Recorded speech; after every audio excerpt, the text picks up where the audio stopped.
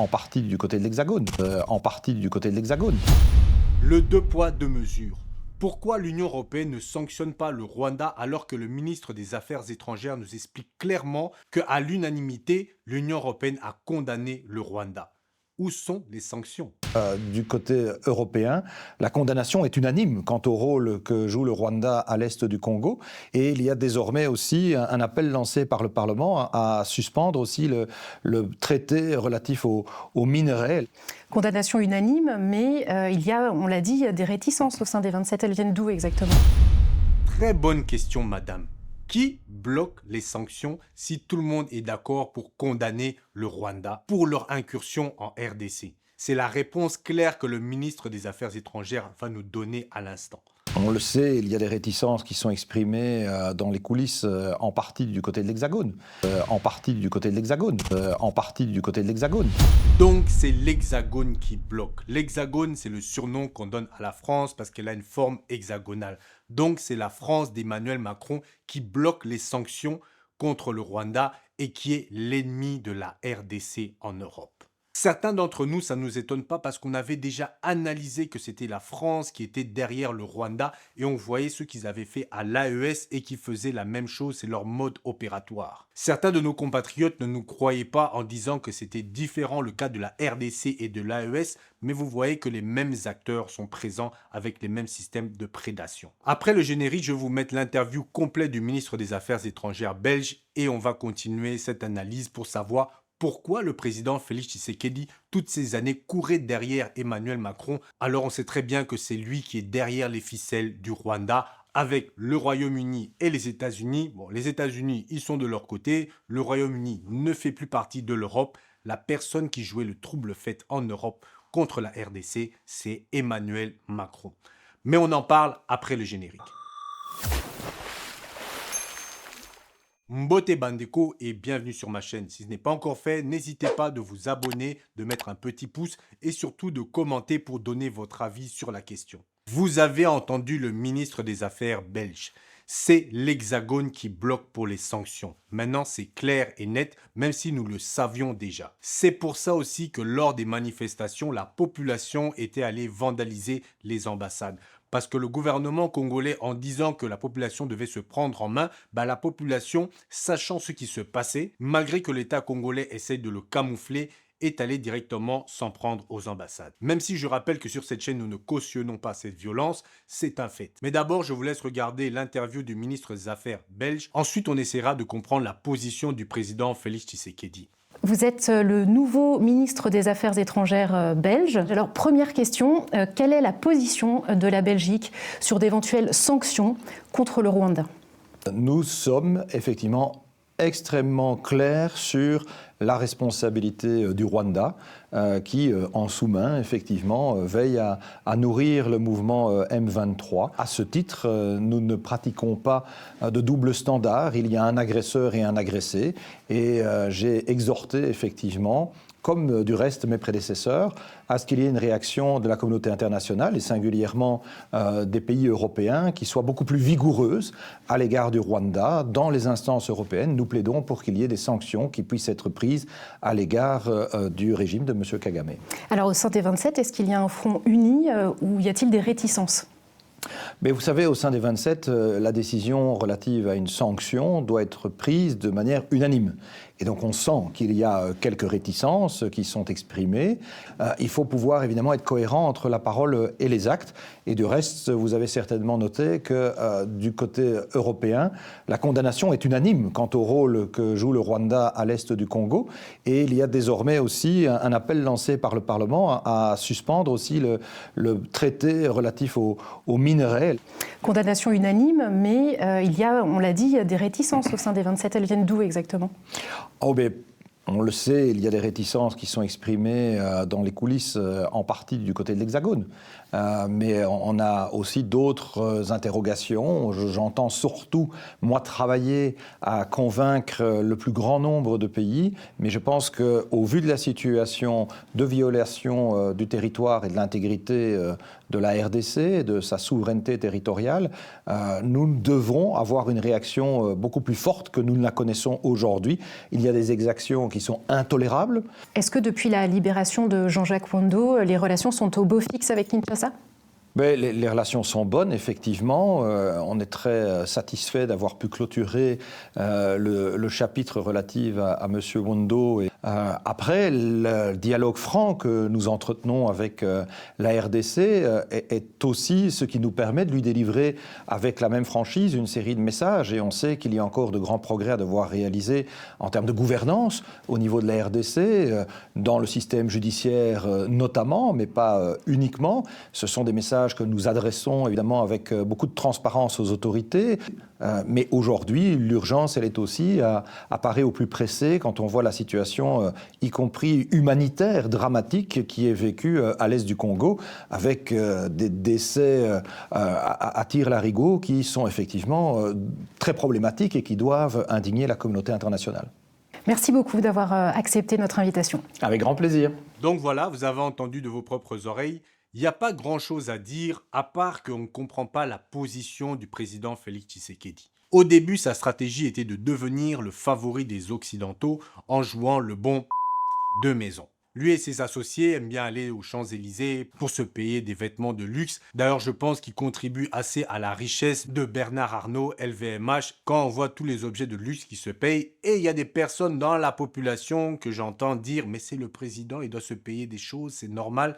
Mais non, moi je trouve que c'est pas normal quand on a une population qui meurt de faim. Et un pays qui fait face à un agresseur. Alors pourquoi Félix Tshisekedi insistait tant pour avoir l'aval de Macron, sachant que la France a investi dans l'armée rwandaise pour protéger ses intérêts en Afrique? C'est le Rwanda, l'armée rwandaise, qui protège les intérêts de Total Energy dans plusieurs pays en Afrique où l'armée française n'a pas envie de faire la sale besogne. C'est comme ça que Kagame a pu se vendre aux Occidentaux, être le nouveau de maison pour pouvoir contrôler les autres. Donc vous comprenez pourquoi Kagame est dangereux, pas uniquement pour la RDC, mais à long terme pour l'Afrique entière. Il aime bien se faire passer pour un panafricaniste et c'est comme ça qu'il va introduire et servir de cheval de Troie aux Occidentaux pour déstabiliser les pays africains. Et tout ça, le président Félix Tshisekedi le sait. Mais le problème, c'est qu'ils ont tendance, en tout cas, nos dirigeants ont tendance à acheter des biens dans les pays occidentaux et de cacher leur argent dans des paradis fiscaux maîtrisés par les Occidentaux, ce qui fait qu'ils ont un levier lorsque tu ne respectes pas ce qu'ils demandent de pouvoir menacer nos dirigeants. On devrait interdire à nos dirigeants d'investir de cette manière-là, en tout cas personnellement, dans des biens en Occident. On a vu ça dans le passé, les biens des anciens présidents qui ont été saisis et qui n'ont même pas été rendus directement à la population africaine. D'ailleurs, la Russie avait approché la RDC, avait même fait un communiqué qu'il voulait aider la RDC à se défendre en l'armant massivement, chose que le gouvernement congolais a rapidement démenti. Je tiens à vous rappeler qu'au mois de mars 2024, la Russie avait publié un communiqué disant que la République démocratique du Congo l'avait approché pour signer un accord de coopération militaire et de coopération technique. À peine la Russie a-t-elle publié ce communiqué que tous les diplomates du ministère congolais des Affaires étrangères, sous les ordres de Tshisekedi lui-même mis sous pression par ses maîtres occidentaux, ils ont couru dans tous les médias publics, sur toutes les plateformes pour démentir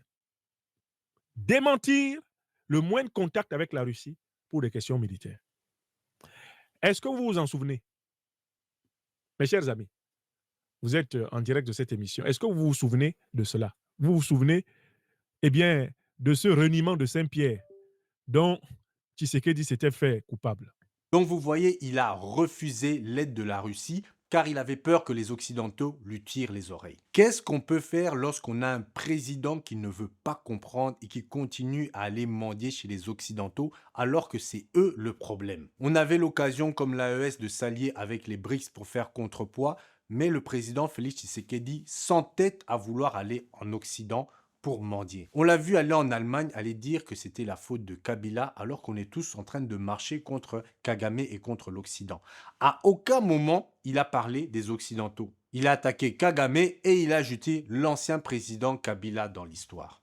Alors que c'est lui-même en 2018, lorsque l'opposition voulait chasser Kabila, c'est lui qui a trahi l'opposition, qui a divisé le peuple parce qu'il avait la plus grosse base. Alors c'est même pas lui qui avait la plus grosse base, c'est la base de son père. Il a utilisé la base de son père, le combat de son père de plusieurs dizaines d'années, qu'il a utilisé la base de son père pour aller s'allier avec Kabila. C'est lui qui allait s'allier avec Kabila alors que toute l'opposition voulait chasser Kabila. Et à cette époque, Kabila était aux abois. S'il avait resté uni avec l'opposition, Kabila avait très peu de poids. Il y a les fanatiques du président Félix Tshisekedi qui disent que s'il n'avait pas fait ça, le pays allait s'embraser. Mais le pays s'est déjà embrasé.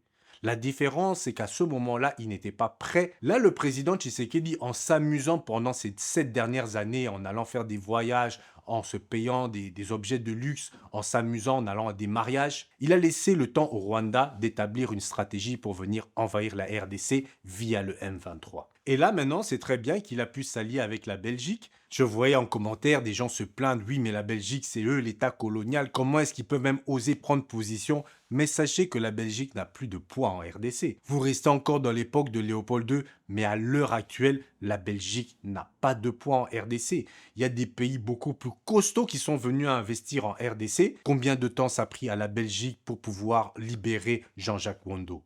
Vous pensez que si c'était un ressortissant américain, que l'État américain avait exigé directement, ça aurait pris autant de temps? Ou même un Français ou un Anglais? Non, c'est parce que la Belgique n'a plus autant de poids qu'avant. Car en coulisses, c'était la France qui allait convaincre les autres pays européens de ne pas sanctionner le Rwanda. Parce que les autres pays européens n'ont pas d'affinité avec l'Afrique. Certains même des nouveaux pays membres n'ont pas été des pays colonisateurs. À part peut-être la Pologne, parce que la Pologne vend des armes au Rwanda. Donc eux, ils ont un intérêt de soutenir le Rwanda. Mais pour le reste, les gens suivaient la France. Mais ce dont tous ces pays ont besoin, c'est de pétrole. Et le Rwanda sécurise les multinationales françaises, dont Total Energy. Maintenant, même si on met des sanctions sur le Rwanda, la RDC ne doit jamais oublier que la personne qui bloquait, c'était la France, et que l'État français est un ennemi du peuple et de l'État congolais. La moindre des choses aurait été d'appliquer aussi des sanctions envers la France pour son soutien au Rwanda.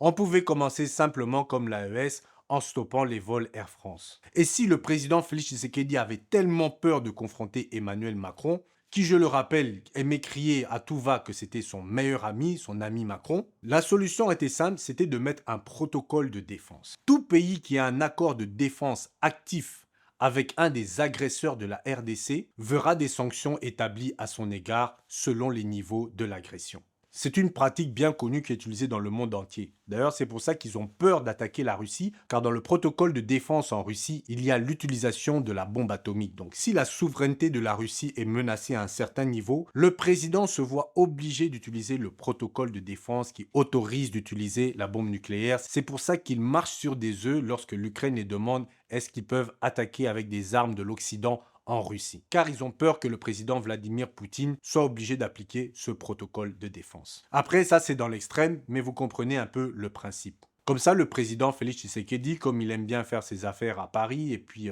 les Champs-Élysées, le sud de la France, il pourra dire à son ami Emmanuel Macron, ce n'est pas ma faute, je dois juste appliquer la loi, c'est le protocole de défense, on est obligé de mettre des sanctions, mais voilà, ce n'est pas ma faute. Comme ça, il pourra continuer à enrichir le groupe LVMH comme bon le semble. Donc voilà, Bandeko, ce sera tout pour aujourd'hui. Vous voyez, maintenant, l'ennemi de la RDC, clairement, c'est la France, en tout cas en Europe. On savait déjà que l'Occident était derrière tout ça, mais la question est-ce que le président Félix Tshisekedi va enfin comprendre qu'on doit se diriger vers la Russie? Parce que maintenant, il est clair que l'Union européenne ne fera rien. Les sanctions ne vont pas suffire pour arrêter la progression du M23 et des Rwandais. Et il nous reste très très peu de temps. Sur ce, je vous dis à la prochaine. N'oubliez pas, j'ai activé aussi l'onglet pour faire des dons si vous voulez soutenir la chaîne. Et nous, on se voit à la prochaine vidéo et prenez soin de vos familles.